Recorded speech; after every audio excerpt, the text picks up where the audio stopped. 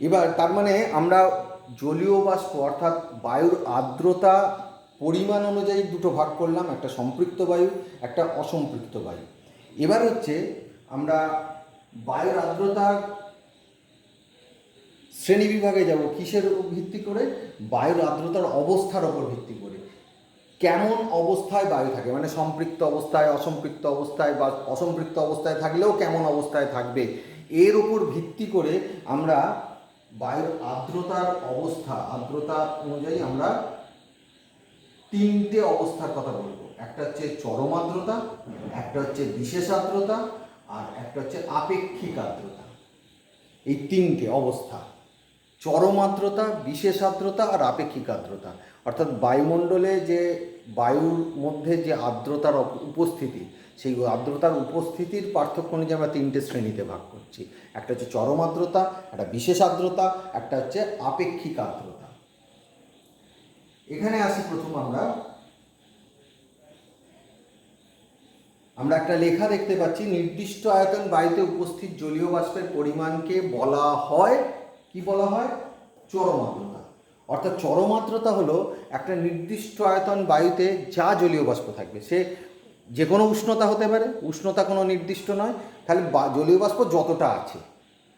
ধর আমি নির্দিষ্ট আয়তন বলছি, আমি যদি 1 কেজি পরিমাণ একটা বাতাস, গ্রামেই প্রকাশ করছি কারণ চরম আর্দ্রতা গ্রামে প্রকাশ করা হয়, সেই 1 কেজি আয়তন বায়ুতে যদি দেখা যায় 500 গ্রাম জলীয় বাষ্প ম্যাক্সিমাম ধরতে পারে, মানে বায়ুটাকে সম্পৃক্ত, এর আগেই যখন বললাম বায়ুটা ওই পরিমাণ বাতাস সম্পৃক্ত হতে গেলে 500 জলীয় বাষ্প প্রয়োজন, আছে 300, সেটাই চরম আর্দ্রতা, অ্যাবসলিউট হিউমিডিটি। ওটা যদি 200 হয় সেটাই চরম আর্দ্রতা। অর্থাৎ আমাদের যদি যে কোনো একটা পরিবারে 5 জন সদস্য আছে, 5,000 টাকা তাই সেই পরিবারের আয়, কিন্তু সেই পরিবারটাকে আর একটু সচ্ছলভাবে চালাতে গেলে সেই পরিবারটার হয়তো 25,000 টাকা লাগাতে কথা, কিন্তু সে 5,000 টাকা পায়। তাহলে তার ম্যাক্সিমাম, তার সাচ্ছল্য আনতে গেলে 25,000-এর দরকার, কিন্তু সে পায় 5,000। তাহলে ওই 5,000টাই কিন্তু তার চরম পাওয়া। সে যতই 25,000-এর প্রয়োজন হোক, আমাদের দরকার নেই, আমাদের হচ্ছে সে কতটা আছে, কতটা সে পায়, কতটা দিয়ে তাকে সংসার চালাতে হয়, সেটা হচ্ছে এই 5,000 টাকা। তার মানে এই 5,000 টাকাটাই তার কাছে চরম পাওনা, অ্যাবসলিউট পাওয়া, তার কাছে আর্নিং। তো সেক্ষেত্রে এক্ষেত্রেও তাই, জলীয় বাষ্পের একটা আয়তনটা নির্দিষ্ট হবে অবশ্যই, কারণ হিউজ অ্যামাউন্ট, ইনফিনিট অ্যামাউন্ট, মানে তার কোনো নির্দিষ্ট কিছু পরিমাণ নয়, সেখানে জলীয় বাষ্পের মাপ কী করে আসবে? আয়তনটা নির্দিষ্ট থাকবে, উষ্ণতা যাই হোক আমার, কারণ ওখানে যদি তার জলীয় বাষ্প ধারণ ক্ষমতা অনেক বেশি হয়, আমার বয়ে গেল, যা আছে সেটাই আমার চরম আর্দ্রতা। অর্থাৎ নির্দিষ্ট আয়তন বায়ুতে উপস্থিত জলীয় বাষ্পের পরিমাণকেই বলা হয় চরম আর্দ্রতা। এবার চরম আর্দ্রতার পরেই আমরা আসছি বিশেষ আর্দ্রতা। বিশেষ আর্দ্রতা কি? নির্দিষ্ট ওজনের বায়ুতে যত পরিমাণ জলীয় বাষ্প থাকে সেটাই বিশেষ আর্দ্রতা। অর্থাৎ এক্ষেত্রে আমি যদি একটা ব্যাখ্যায় আসি, চরম আর্দ্রতার যদি নির্দিষ্ট, মানে একটা নির্দিষ্ট ওজনের বায়ু, অর্থাৎ চরম আর্দ্রতা যা, বিশেষ আর্দ্রতা কিন্তু তাই, শুধু এর ওজনটা নির্দিষ্ট হয়ে গেল। অর্থাৎ ওটা যে কোনো আয়তন হতে পারে। এক্ষেত্রে আমি ধরে নেব 1 কেজি ওজনের বাতাস 500 গ্রাম জলীয় বাষ্প কি 300 গ্রাম জলীয় বাষ্প, এই পরিমাণটা যখনই নির্দিষ্ট হচ্ছে তখনই সেই চরম আর্দ্রতাটার নামই দিয়ে দিচ্ছি আমরা বিশেষ আর্দ্রতা বা আর্দ্রতার গুণাঙ্ক। অর্থাৎ চরম আর্দ্রতাও যা, বিশেষ আর্দ্রতাও অনেকটাই একই ধরনের বিষয়, শুধু এক্ষেত্রে আয়তনটা নির্দিষ্ট, আয়তন হলো তার পরিমাণটা আমরা কোনো এককে প্রকাশ করছিলাম না, এক্ষেত্রে আমরা এককে প্রকাশ করছি। অর্থাৎ একটা নির্দিষ্ট গ্রামে প্রকাশ করে জলীয় বাষ্পের পরিমাণটাও যখন আমরা নির্দিষ্ট একটা গ্রামে প্রকাশ করলাম, তখনই সেটা হয়ে গেল বিশেষ আর্দ্রতা।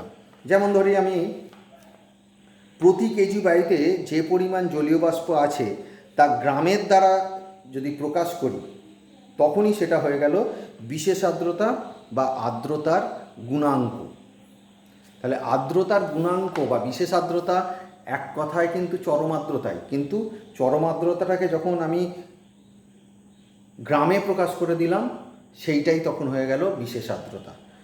এছাড়া আর বিশেষ কিছু এর ডিফারেন্স নেই। এবার আসছি আমরা তৃতীয় ভাগ।